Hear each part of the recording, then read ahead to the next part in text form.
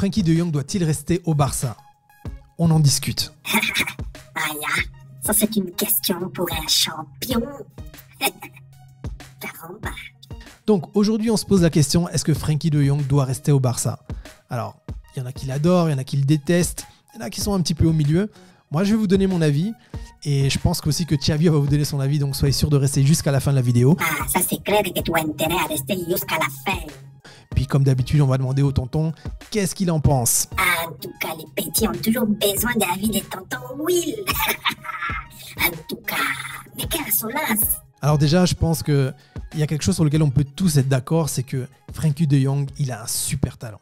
Franchement ce gars, je me souviens quand je le voyais jouer avant qu'il arrive au Barça, je me disais punaise, qu'est-ce que j'aimerais qu'un joueur comme ça vienne chez nous.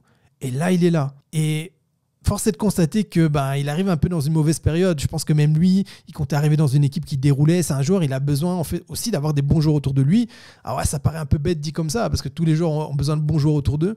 Mais par exemple, tu mets un Cristiano Ronaldo, le gars, il peut se débrouiller tout seul. Hein. T'es mauvais, enfin évidemment, ça va l'énerver. Il va se débrouiller, le gars. Mais Frenkie de Jong, il est vraiment dépendant. Il faut qu'il ait des bons joueurs autour de lui. C'est pas une excuse, mais voilà, c'est ce genre de joueur-là. Donc moi, d'un côté, je suis assez mitigé. C'est-à-dire qu'au niveau du talent pur, franchement, c'est indéniable. Ce gars, quand il est en forme, on a vu certains de ses matchs références là, le gars, il marche sur l'eau. Quand il est en forme, le gars, franchement, qu'est-ce que tu veux faire? Quand tu es en face, quand tu es le coach, quand tu es défenseur, même quand tu es milieu de terrain, tu as envie de pleurer. Tu dis, mais ce gars, quoi? On fait quoi? Mais sauf que ce genre de match, c'est pas arrivé souvent en fait. Depuis qu'il est là, pour moi, il a plus déçu que le contraire. Donc, on commence à entendre parler de lui au Bayern, on commence à entendre parler de lui même en Angleterre. De toute façon, c'est le jeu des agents. Pour ceux qui ne le savent pas, j'ai failli devenir agent. Je dis bien failli parce que c'était quelque chose que je voulais faire. Et j'ai quand même pas mal traîné dans le milieu du foot et il fallait que je choisisse entre devenir agent et puis faire un autre projet de vie qui allait m'amener à des milliers de kilomètres. J'ai choisi la deuxième option parce que j'avais ce plan de vie et je ne regrette pas. Et puis si jamais un jour je dois devenir agent, ça se fera. Et là n'est pas la question. Mais juste pour vous expliquer que je connais un petit peu ce qui se passe derrière, ou aussi vous n'êtes pas dupes. Hein. À chaque fois qu'il y a des rumeurs, souvent c'est du pipeau, c'est pour faire monter les prix, c'est pour des revalorisations de contrats. Et c'est beaucoup de blabla en fait. Mais parfois dans ce blabla, il y a du vrai. Et là en fait, quand on commence à entendre parler de Frenkie de Jong au Bayern et dans d'autres clubs, moi ça m'interpelle parce que c'est là que je veux en venir. Moi, je suis déçu là. Je vais pas mentir. Hein. Je vais pas aller par quatre chemins. Je suis vraiment déçu de Frenkie de Jong. Je m'inquiète pas, tu sais. J'ai déjà les deux Manchester qui sont intéressés. United, City et j'ai eu le Bayern aussi. C'est pas les offres qui manquent et tout le monde a le droit d'avoir son Casper. Je suis vraiment déçu de Frenkie de Jong. Mais j'ai l'impression que si on laisse partir ce gars-là, il peut aller éclater quelque part et devenir vraiment un des meilleurs milieux de terrain au monde en fait. Je pense qu'il faut encore lui laisser du temps. Il faut aussi qu'il s'endurcisse. Alors, il est plus... C'est plus un adolescent, quoi. Je crois qu'il a quoi? Il a 24 ans ou 25. Donc là, vraiment, il faut qu'il devienne adulte. Ah! Donc toi, tu regardes gratuitement comme ça, mais tu ne t'abonnes même pas. En tout cas, mais quel farceur! Quelle insolence! Vraiment. Je pense que le fait d'avoir Xavi comme coach, ça peut l'aider. Mais seulement s'il a la bonne attitude. Parce que par exemple, sur le match du Rayo, on a vu, il est sorti et il était en colère, le gars. Maintenant, tout le monde se demande est-ce qu'il est en colère contre lui ou en colère contre le coach. Parce que franchement, il a fait une prestation pitoyable. Donc s'il était en colère contre Xavi, là, c'est l'hôpital qui se fout de la charité. Le gars n'a rien fait, il rate tout ce qu'il touche. Et franchement, le fait qu'il soit resté même 60 minutes sur la pelouse, c'est un miracle. Parce que si c'est moi qui est coach, je suis désolé, mais à la mi-temps, je te remplace. Je vais te parler, parce que je sais bien que psychologiquement, il faut chouchouter ces joueurs-là. Mais je peux pas. C'est trop risqué. La preuve, on perd ce match.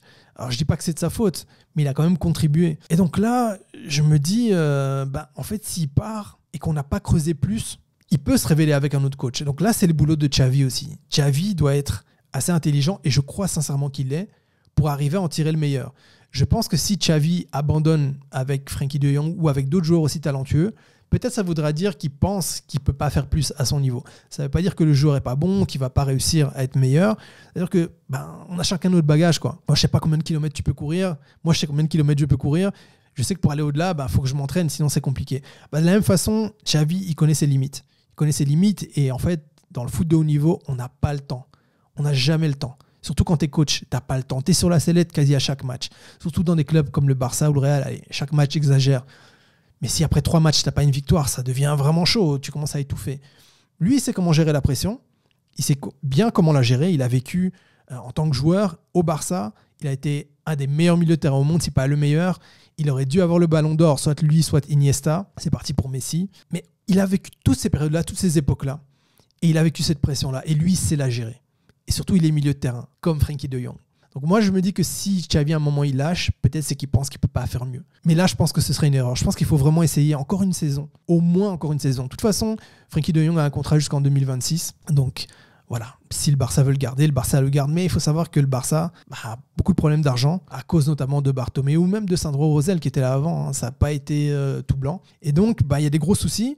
Et depuis que Laporta est là, il fait le taf. Il est en train d'assainir les finances du club.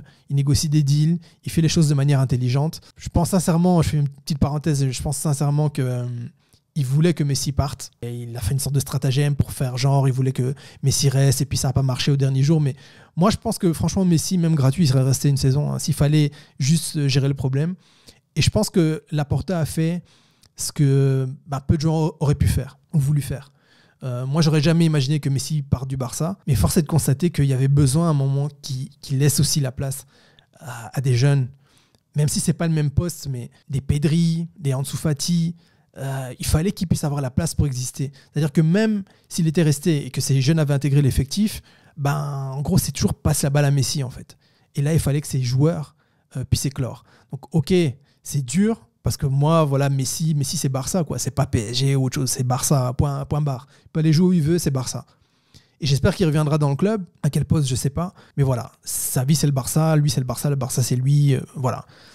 Je vais pas dire que je suis content qu'il soit parti, mais je savais que ça devait arriver un jour. Et Laporta, lui, il l'a fait. Voilà. Je referme la parenthèse. Donc du coup, Xavi doit vraiment travailler pour que Frenkie, pour qu'on puisse voir en fait, est-ce que ce gars a le mental ou pas.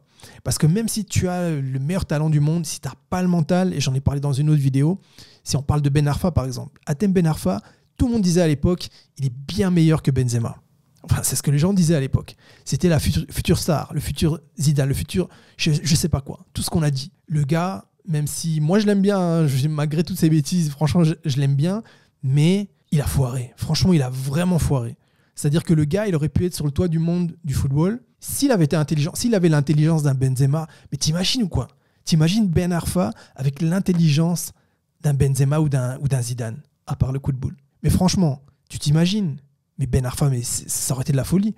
Sauf que le potentiel, ça fait pas tout. Il suffit pas d'avoir du potentiel. Donc là, Frenkie de Jong, c'est bien d'avoir du potentiel, mais maintenant, il faut le montrer. Il faut montrer que tu as une tête, il faut montrer que, en gros, tu peux résister à la pression. Parce que si tu n'arrives pas à résister à la pression, tu es juste une des centaines de joueurs, enfin, des centaines. Je pense que si on s'y met, on peut sortir chacun 10 joueurs, on va très vite arriver à une centaine de joueurs qui étaient prometteurs et qui n'ont rien donné. Et c'est ça, en fait, qu'il faut voir. Frenkie de Jong, pour l'instant, pour moi, c'est le point d'interrogation, mais c'est un point d'interrogation que j'ai pas envie de transformer en point d'exclamation. J'ai pas envie qu'il parte au Bayern et demain le gars il chope un ballon d'or, il devient magicien et on joue contre lui, il nous met 3 buts. J'ai pas envie de ça en fait, tout simplement. Et puis aussi je pense que c'est un joueur qui a la classe et l'esthétique pour jouer au Barça. Je pense qu'on a vraiment besoin d'un joueur comme lui, mais il faut qu'il se révèle. Donc maintenant, il faut arrêter de toujours vouloir être bichonné, chouchouté. Il faut qu'il montre qu'il a envie. Parce que Xavi, c'est pas un surveillant de crèche, quoi. Hein. C'est pas une assistante maternelle. Moi, c'est pas ce qu'on m'a vendu. Hein. On m'a dit que Xavi allait bien me bichonner.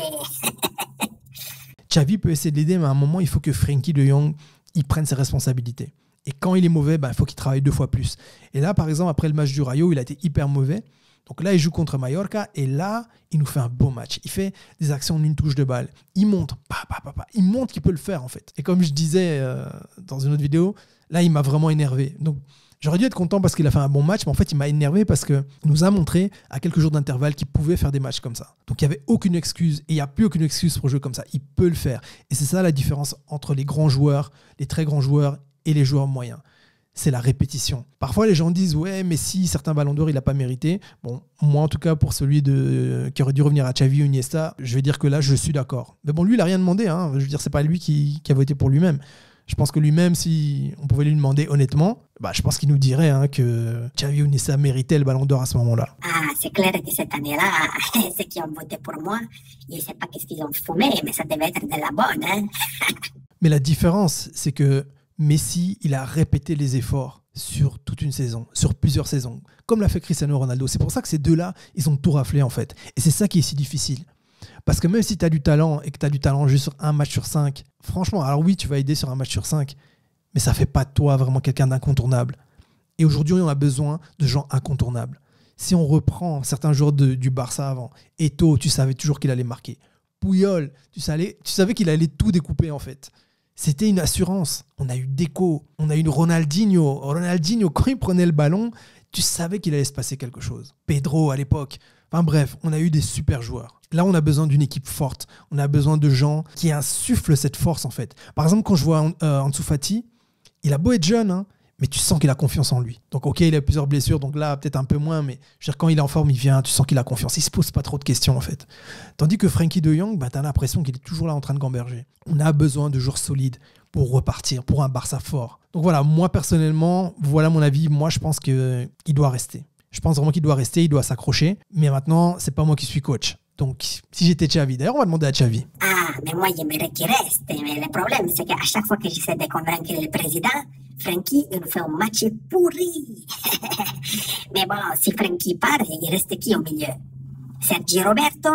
Et pourquoi pas transformer Dest, Mingueza et l'attaque l'anglais en milieu de terrain, tant qu'on y est? Et moi, ici, coach, je ne suis pas médecin chanteur. Donc, je souhaite qu'il reste. Mais bon, quand je dis je souhaite qu'il reste, c'est lui et pas son frère Yumo. Parce que son frère Yumo, c'est plutôt Casper. Et au poste de Casper, on a déjà Ferran Torres. Bon, en tout cas, Xavi, on compte sur toi. Parce que si toi, tu arrives à lui retourner le cerveau et faire en sorte qu'il ait confiance en lui et qu'il continue à bosser et puis qu'il devienne un petit peu comme toi, en fait, comme à l'époque, franchement, chapeau. Donc, on compte sur toi et puis on verra déjà ça dès les prochains matchs. Et puis surtout, on espère qu'il sera là la saison prochaine, que tu seras là la saison prochaine et puis qu'on va avoir des belles choses, quoi. Bon, on va quand même demander l'avis de tonton, hein. Petit, les petits, vraiment, mais quelle bande de farceurs. En tout cas, mais quelle insolence. Les petits là, donc ils veulent partir en Angleterre de Manchester, blablabla. Hé, petit Frankie, toi tu crois que l'Angleterre c'est quoi? Les supporters anglais, tu crois c'est quoi? Tu vas avoir 3 matchs, après c'est fini, hein? Tu pourras même plus marcher dans la ville. Petit farceur, tu joues dans les meilleurs clubs du monde, toi tu veux seulement partir. Hein? Vraiment. Mais quelle insolence! Ah! Petit Frankie, si j'ai un conseil à te donner, c'est vraiment d'écouter tonton Will. Parce que si tu ne l'écoutes pas, il va te gifler devant tout le monde. Et je sais de quoi je parle. Mais quelle insolence! Ah, tonton, tu m'épates. C'est ça les tontons, hein. Qu'est-ce qu'on ferait sans les tontons? Bon, en tout cas, j'espère que la vidéo vous a plu. Et puis, si jamais vous avez des idées de vidéos que vous aimeriez voir sur la chaîne, n'hésitez pas à les laisser dans les commentaires. Et puis, si c'est dans mes cordes, je les ferai. Voilà, on se voit à la prochaine vidéo. Et d'ici là, Isca el Barça. coupé, décalé.